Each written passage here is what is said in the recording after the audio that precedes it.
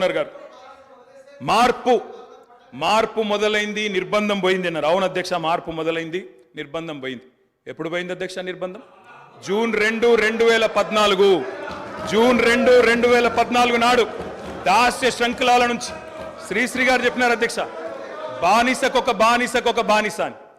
దరిద్రం ఏంటంటే అధ్యక్ష, దరిద్రం ఏంటంటే గతంలో మనల్ని పీడించిన వాళ్ళు పోయినారు, కానీ వాళ్ళ పేర్లు తలుచుకునే వాళ్ళు ఇంకా అక్కడే ఉన్నారు అధ్యక్ష. అది బానిసకొక బానిస అంటే కదా అధ్యక్ష. అధ్యక్ష ఇంకొక మాట చెప్పాలి అధ్యక్ష, ఈరోజు గత 10 ఏళ్ళని మాట్లాడుతున్నాను. చెప్తాం అధ్యక్ష, విద్యుత్ సంస్థల గురించి చెప్తాను, ఇంకా చాలా విషయాలు చెప్తాను. మధ్యలో వారే ఇప్పుడు ఒక 15 నిమిషాలు డిస్టర్బ్ చేశారు, మీరు లెక్క రాసుకోవాలి. మీరు కూడా మేము 39 మంది ఉన్నాం, వాళ్ళు 64 మంది ఉన్నారు, మిడిసిపడుతున్నారు అధ్యక్ష. ఎంత అధ్యక్ష తేడా?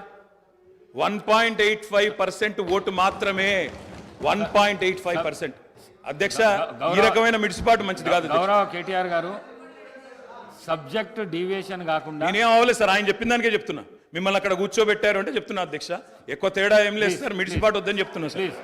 అధ్యక్ష, నీళ్లు, నిధులు, నియామకాలు, ఇది మా ఉద్యమ నినాదం. దాన్నే అధ్యక్ష వారు సమాధానం ఎట్లా చెప్తారు చెప్పండి సార్, సమాధానం ఎట్లా చెప్తారు? Leader of the house. Speaker sir, కొంతమంది ఎన్ఆర్ఐస్కి ప్రజాస్వామిక స్ఫూర్తి అర్థము అవగాహన కాదు. మనం ప్రయత్నం చేసినా కూడా వారు తెలుసుకునే ప్రయత్నం చేయరు. ప్రజాస్వామ్యంలో 49కి 0 వాల్యూ ఉంటుంది, 51కి 100% వాల్యూ ఉంటుంది. ఎందుకంటే 51% ఓట్లు, 51% నెంబర్ ఉన్న వాళ్ళు ప్రభుత్వాన్ని ఏర్పాటు చేస్తారు. 49% ఉన్నవాళ్ళు ప్రతిపక్షంగా కూర్చొని ప్రభుత్వం తీసుకునే పరిపాలనలో నిర్ణయాలను, శాసనాలను సహేతుకంగా విశ్లేషించి సలహాలు, సూచనలు ఇస్తారు. సలహాలు, సూచనలు ఒకవేళ ప్రభుత్వము పెడచెవిన పెడితే నిరసనలు, ధర్నాలు, రాస్తారోకలు చేస్తారు. అవసరమైతే ఆమరణ నిరాహార దీక్షలు చేసిన కూడా సందర్భాలు ఉన్నాయి. ఆ స్పిరిట్ను తీసుకోవాలి తప్ప వాళ్ళు 64 ఉన్నారు, మేము 39 మంది ఉన్నాం, మేము అచ్చోసిన ఆంబోతుల్లాకున్నాం, మేము పోడియంలోకి వచ్చి కుస్తీలు కొట్లాడతాం, ఈ రకమైన భాష వారి గౌరవానికి కానీ ఈ సభను నడిపించుకోవడానికి కానీ సహకరించదు. రెండవ అంశం, పదే గత పాలన గురించి, గత ప్రభుత్వాల గురించి మాట్లాడుతున్నాను. సరే, వారు ఏం మాట్లాడతారో మొత్తం విన్నాక రిప్లై చేద్దాం అనుకున్నాను. కాకపోతే నా రిప్లై కోసం వారు తహతహలాడుతున్నారు. గత పాలనలో యూత్ కాంగ్రెస్ వైస్ ప్రెసిడెంట్గా కల్వకుంట్ల చంద్రశేఖరరావుకు అవకాశం ఇచ్చిందే కాంగ్రెస్ పార్టీ. సింగిల్ విండో డైరెక్టర్గా ఎన్నికల్లో పోటీ చేయడానికి ఇస్తే కాంగ్రెస్ పార్టీ తరఫున నిలబడి ఓడిపోయిందే చంద్రశేఖరరావు. గత పాలనలో ఎంపీగా గెలిపించిందే కాంగ్రెస్ పార్టీ. గత పాలనలో షిప్పింగ్ మినిస్టర్ ఇచ్చిందే కాంగ్రెస్ పార్టీ. ఆ తర్వాత కార్మిక శాఖ మంత్రి ఇచ్చిందే కాంగ్రెస్ పార్టీ. అంతెందుకు ఇక్కడ సభ్యుడు ఉన్నాడు, వారు కూడా వారి కుటుంబ సభ్యులే. ఎమ్మెల్యే కాకుండానే మంత్రిని చేసి తర్వాత ఎమ్మెల్యేగా ఎన్నిక చేయడానికి సహకరించిందే కాంగ్రెస్ పార్టీ. ఈరోజు వాళ్ళు ఏ పేరైతే వినోద్ అనుకుంటున్నారో ఆ రాజశేఖర రెడ్డి గారే ఆ మంత్రివర్గంలోనే గత ఆర్థిక శాఖ మంత్రి, సిద్దిపేట ఎమ్మెల్యే గారు ఎమ్మెల్యే పదవి లేకుండా మంత్రిగా ప్రమాణ స్వీకారం చేసిండ్రు.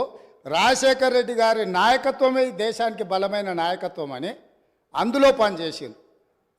మూడవది, పోతిరెడ్డిపాడు పొక్క పెద్దది చేసినప్పుడు కీర్తిశేషులు నాయన్ నరసింహారెడ్డి గారు కడప జిల్లా ఇన్ఛార్జ్ మినిస్టర్.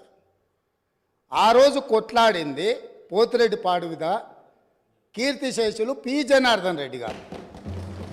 పోతిరెడ్డిపాడు పొక్క పెద్దది చేసినప్పుడు ఇక్కడ ఉన్నోళ్ళు ఎవరు ప్రాణత్యాగాలు చేస్తామని ఎవరు కొట్లాడలే, ఎవరు మాట్లాడలే. సొంత పార్టీ, సొంత ప్రభుత్వం ఉన్న తెలంగాణ ప్రజల హక్కులను భంగం కలిగించొద్దు, కృష్ణానది జలాలలో మా వాటా మాకు ఉండాలి, మా వాటాను ఎవరు తీసుకెళ్ళినా మేము ఒప్పుకోము అని కొట్లాడింది ఆనాటి నాయకుడు పి జనార్దన్ రెడ్డి గారు మాట్లాడినారు తప్ప వీళ్ళు కాదు. కాబట్టి ఈరోజు వీళ్ళందరూ ఏ పాలకుల గురించి మాట్లాడుతున్నారు, ఆ పాలకులు ఇప్పుడు మాట్లాడుతున్న పెద్దలు ఎట్లెమ్మెల్యేనరు?